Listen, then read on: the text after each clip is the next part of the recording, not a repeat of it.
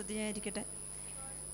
പ്രത്യേകമായിട്ട് ഇന്ന് ദൈവകൃപ എന്ന് ഒത്തിരി കേട്ടിട്ടുണ്ടെങ്കിലും ദൈവകൃപ എന്ന് ദൈവിക ജീവൻ മനുഷ്യ ജീവിതത്തിലേക്ക് കടന്നു വരുന്ന ബ്രദറാം കൈ വെച്ചുകൊണ്ട് കാണിച്ചു. ശരിക്കും ഈശോ തന്നെ നമ്മളിലേക്ക് ഇറങ്ങി വരുന്നൊരു അനുഭവമായിരുന്നു. ഒരിക്കലും അങ്ങനെ ഒരു ചിന്ത കടന്നു പോയിട്ടില്ല. ഇങ്ങനെ നമ്മുടെ കൈയും ശരിക്കും ദൈവത്തിൻ്റെ ഇത് ആ കോർത്ത് പിടിച്ചപ്പോൾ ഒരു ഭയങ്കര ദൈവാനുഭവത്തിൽ നിറവാണ്. ഞങ്ങൾക്ക് എൻ്റെ കൂട്ടുകാരി സിസ്റ്ററും അങ്ങനെ തന്നെ ആണ് ഫീൽ ചെയ്തത്. അതുപോലെ തന്നെ ദൈവത്തെ കൂടുതലായിട്ട് അനുഭവിച്ചറിയാൻ പച്ചയായ പുൽത്തകിടിയും ജലാശയം ഒക്കെ പരിശുദ്ധാത്മാവിൻ്റെ അഭിഷേകവും വചനത്തിൻ്റെ അഭിഷേകത്തിലേക്കും ഈശോ നമ്മളെ നയിക്കുകയാണെന്ന് ആ നല്ല ഇടയൻ്റെ ആ 23 സംഖ്യത്തിൽ എപ്പോഴും വായിക്കുമ്പോൾ അങ്ങനെ ഒരു ചിന്തയിലൂടെ കടന്നു പോയിട്ടില്ല. പച്ചയായ പുൽത്തകിട് എന്ന് ഉദ്ദേശിക്കുന്ന ആ ഒരു ദൈവവചനമാകുന്നതാണെന്നുള്ള ചിന്തയിലേക്ക് കടന്നു വന്നിട്ടില്ലായിരുന്നു.